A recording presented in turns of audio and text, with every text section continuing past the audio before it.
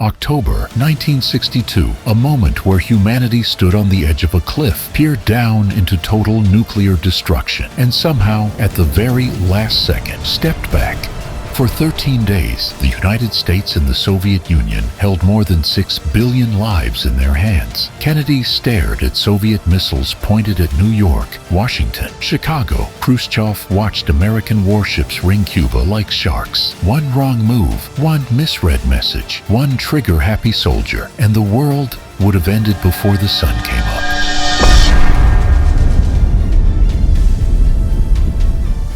Within the past week, unmistakable evidence has established the fact that a series of offensive missile sites is now in preparation on that imprisoned island. The purpose of these bases can be none other than to provide a nuclear strike capability against the Western Hemisphere.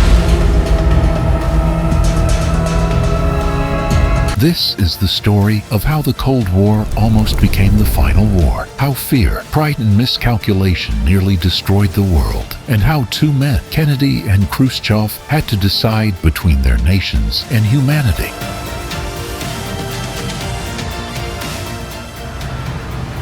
It shall be the policy of this nation to regard any nuclear missile launched from Cuba against any nation in the Western Hemisphere as an attack, requiring a full retaliatory response upon the Soviet Union.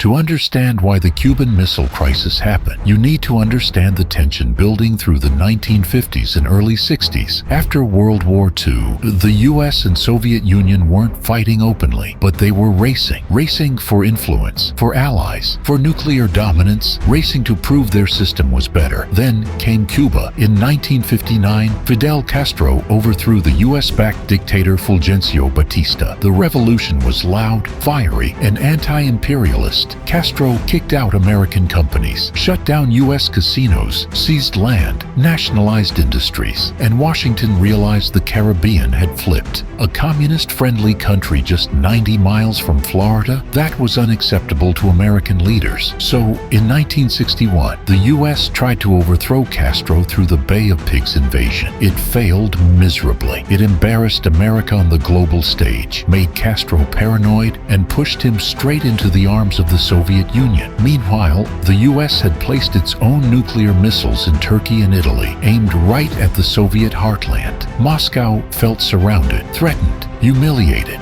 The Cold War wasn't cold anymore. It was heating up, and Cuba became the match.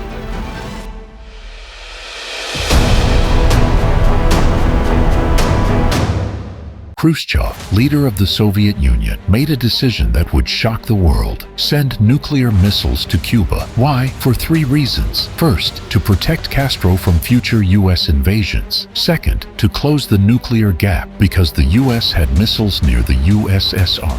Third, to flex Soviet power right at America's doorstep.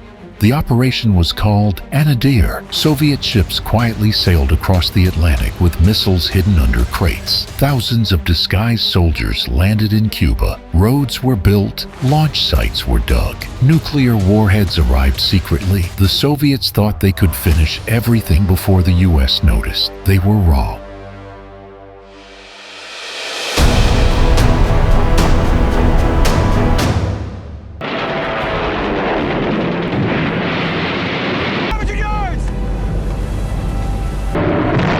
On October 14, 1962, an American U-2 spy plane flew over Cuba.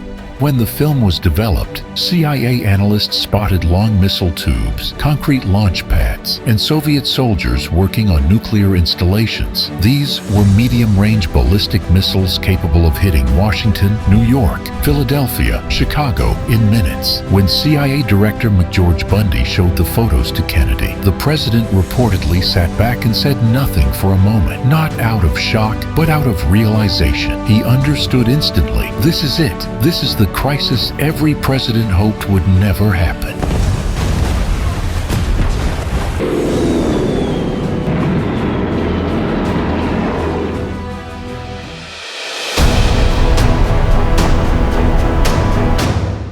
For the next 13 days, the White House became the most dangerous room in the world. Kennedy formed the XCOM, a special council of advisors. They argued nonstop for hours each day. Some wanted airstrikes, hit them before they hit us. Others demanded a full invasion, remove Castro once and for all. Others warned, if we attack, the Soviets will retaliate, maybe in Europe, maybe here. Kennedy listened quietly. He understood something most of his generals didn't. Once nuclear weapons are used, you can't control what happens next.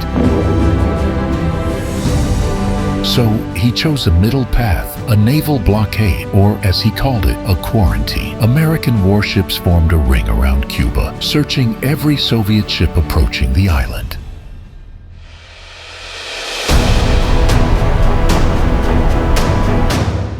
On October 24, 1962, Soviet cargo ships approached the U.S. quarantine zone. American warships were locked, loaded, and ordered to stop them. If the Soviets didn't turn back, the U.S. Navy would fire. If the U.S. fired, the Soviets would respond. One exchange, and World War III begins.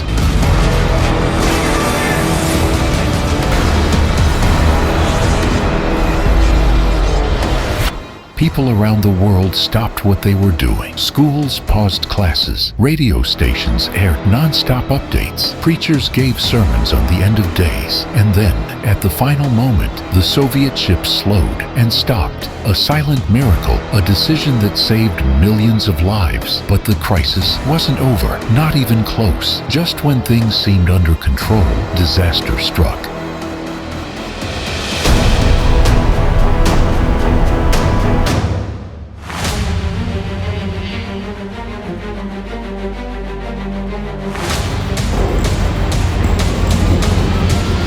October 27th, often called Black Saturday, an American U-2 spy plane was shot down over Cuba. The pilot, Major Rudolph Anderson, was killed instantly. The military was furious. This is an act of war. We must respond. We have to hit the missile sites now. But Kennedy held firm. He believed the order might have been made by a panicked Soviet commander, not Khrushchev. If the U.S. hit back, Khrushchev might think the war had started. Kennedy said no. That decision, probably more than any other, is what prevented nuclear war.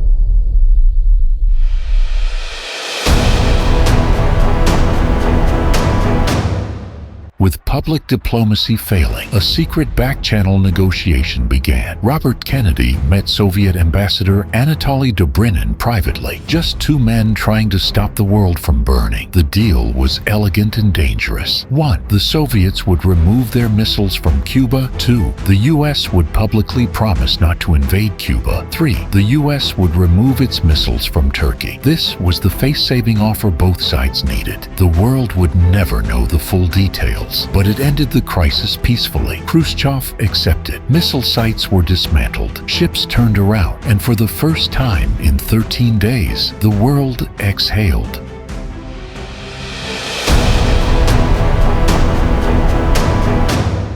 The Cuban Missile Crisis changed everything. Superpowers realized nuclear war was unwinnable. Washington and Moscow established the first hotline, a direct communication link to prevent misunderstandings. Arms control treaties followed. Test ban treaty, nuclear non-proliferation agreements, strategic arms limitation talks. The world finally understood a nuclear war wouldn't have winners.